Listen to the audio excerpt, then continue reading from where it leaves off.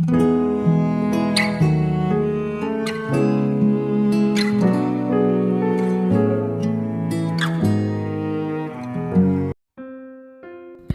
saudara yang kasih Tuhan Yesus, selamat malam dan salam sejahtera bagi saudara semua. Saya menyapa bagi saudara yang ada di Indonesia dari Sabang sampai Merauke, baik di kota maupun di desa sampai di seluruh pelosok tanah air. Saudara ada di Sabah, di Sarawak, Kuala Lumpur, di Singapura, di Amerika Serikat. Sungguh senang sekali kembali menjumpai saudara pada saat ini. Dan kiranya damai sejahtera dan sukacita daripada Roh Kudus senantiasa melimpah di dalam hati dan kehidupan saudara semuanya. Dan kiranya saudara semua dalam keadaan sehat selalu, puji Tuhan. Selamat datang kembali di Pokok Anggur bersama saya Yosia Krisbianto. Mari saudaraku, sebelum kita bersama-sama merenungkan firman Tuhan, mari kita bersatu di dalam doa. Bapa di surga, Bapa di dalam nama Tuhan Yesus, Bapa yang baik, kami sungguh berterima kasih, mengucap syukur oleh karena pertolongan dan penyertaan Tuhan di sepanjang hari ini, sehingga kami boleh mengalami penyertaan Tuhan yang luar biasa pada saat hari ini, sehingga kami dapat melakukan segala tugas kami, tanggung jawab kami semua. Itu semua karena berkat kemurahan daripada Tuhan. Pada saat ini kami rindu untuk merenungkan firman-Mu ya Tuhan. Berbicaralah kepada setiap kami, urapi kami, jamah hati kami, sehingga kami mengerti maksud firman Tuhan. Terima kasih Tuhan, kami siap merenungkan firman-Mu. Hanya di dalam nama Tuhan Yesus Kristus kami berdoa. Amin. Puji nama Tuhan, saudara yang kasih Tuhan Yesus. Baik, bacaan firman Tuhan pada saat malam hari ini terambil dari Ibrani 11 ayat yang ke-27. Demikian bunyi firman Tuhan. Karena iman maka ia telah meninggalkan Mesir dengan tidak takut akan murka raja. Ia bertahan sama seperti ia melihat apa yang tidak kelihatan. Saudara yang kasih Tuhan Yesus, Alkitab dalam Ibrani 11 ayat yang ke-27 ini berkata bahwa karena imanlah Musa meninggalkan Mesir tanpa rasa takut. Musa mengajarkan kita untuk mengambil pilihan apakah kita ingin hidup di dalam iman atau rasa takut. Tanpa gentar dan takut, Musa menghadap sang raja Mesir dan menyampaikan jika dia akan membawa seluruh orang sebangsanya keluar dari tanah Mesir. Tentu saja Musa memiliki banyak alasan untuk takut, saudara, karena dia sedang berhadapan dengan orang yang paling berkuasa. Karena apapun yang diperintahkan Firaun harus terlaksana. Tetapi dengan tegas Musa menyampaikan kepada Firaun bahwa umat Israel tidak akan lagi melakukan perintahnya. Saudara, saya yakin Musa butuh keberanian yang besar untuk melakukan hal itu. Apakah kita memiliki iman yang sama seperti Musa saat ini, sehingga kita tidak lagi dikuasai oleh rasa takut? Semakin kita dekat dengan Tuhan, semakin kita dipenuhi dengan iman. Tetapi semakin kita jauh dengan Tuhan, semakin mudah kita dikuasai oleh rasa takut itu. Saat kita melakukan sesuatu dengan keraguan tanpa iman, itu adalah dosa, saudara. Tanpa iman, kita tidak bisa menyenangkan hati Tuhan. Jadi hal yang paling penting dalam hidup ini bukan seberapa besar ukuran iman kita, tetapi seberapa besar posisi Tuhan di dalamnya. Iman yang kecil asal menyertakan Tuhan di dalamnya pasti akan menghasilkan sesuatu yang besar.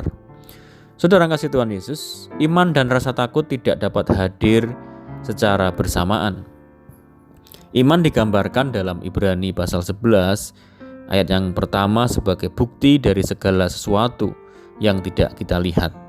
Dapat diartikan sebagai keyakinan sepenuhnya bahwa Allah sedang bekerja di balik layar dalam semua bagian kehidupan kita, meskipun tidak ada bukti nyata yang kelihatan. Sebaliknya, rasa takut secara sederhana adalah ketidakpercayaan atau kepercayaan yang lemah. Ketika ketidakpercayaan meningkat dalam benak kita, emosi kita dipenuhi rasa takut. Kita harus memahami bahwa iman bukanlah sesuatu yang dapat kita hasilkan dengan sendirinya. Iman adalah anugerah, dan kesetiaan digambarkan sebagai buah yang dihasilkan oleh Roh Kudus dalam kehidupan kita. Iman seorang Kristen adalah jaminan yang yakin bahwa Allah mengasihi kita, mengetahui pikiran kita dan peduli terhadap kebutuhan terdalam kita. Iman terus bertumbuh ketika kita mempelajari Alkitab dan mempelajari sifat Allah yang luar biasa.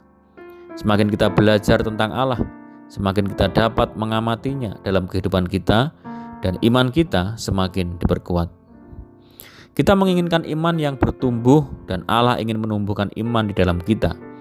Namun bagaimana caranya dalam kehidupan sehari-hari menumbuhkan iman yang mengalahkan rasa takut itu, saudara? Alkitab mengajarkan iman timbul dari pendengaran dan pendengaran oleh firman Kristus. Mempelajari firman Allah dengan jeli sangat penting dalam mengembangkan iman yang kuat. Allah ingin supaya kita mengenalnya dan mengandalkannya dalam kehidupan kita, saudara. Melalui pendengaran, pembacaan, dan perenungan firman Tuhan, kita dapat mengalami iman yang yakin dan kuat tanpa kecemasan dan ketakutan. Mengambil waktu untuk berdoa dan menyembah secara pribadi memperdalam hubungan kita dengan Bapa di surga. Di dalam Mazmur kita melihat sebuah gambaran Daud yang seperti kita mengalami masa-masa ketakutan. Dalam Mazmur 56 ayat yang ketiga mengungkapkan imannya, saudara. Waktu aku takut, aku ini percaya kepadamu. Saudara, mari kita menumbuhkan iman yang kuat dalam hidup kita sehari-hari, melangkah dan bertindak dengan iman. Karena orang percaya hidup oleh karena iman, dan izinkan firman Tuhan menjadi sumber kekuatan kita.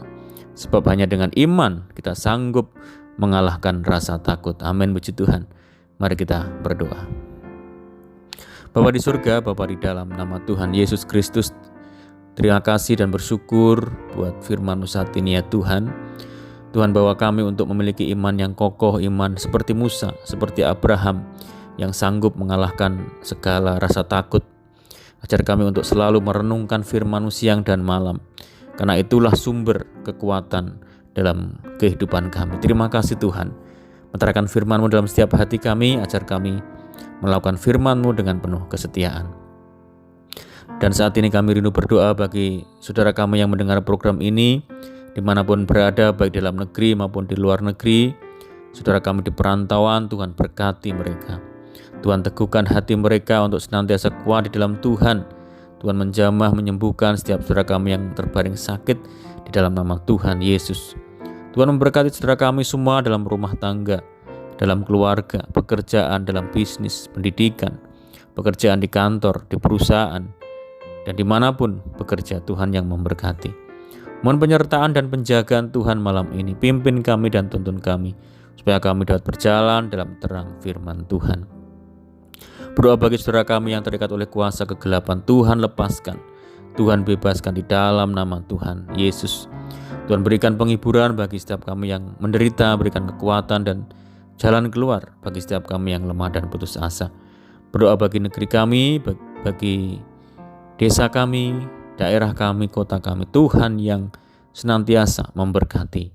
Terima kasih Tuhan, ini doa kami percaya Tuhan mendengar seruan doa kami. Hanya di dalam nama Tuhan Yesus Kristus kami berdoa. Amin. Puji nama Tuhan, saudara, kita sudah mendengarkan firman Tuhan. Saya percaya saudara semua diberkati.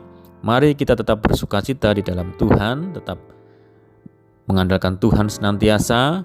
Sampai jumpa di renungan berikutnya. Saya ucapkan selamat malam.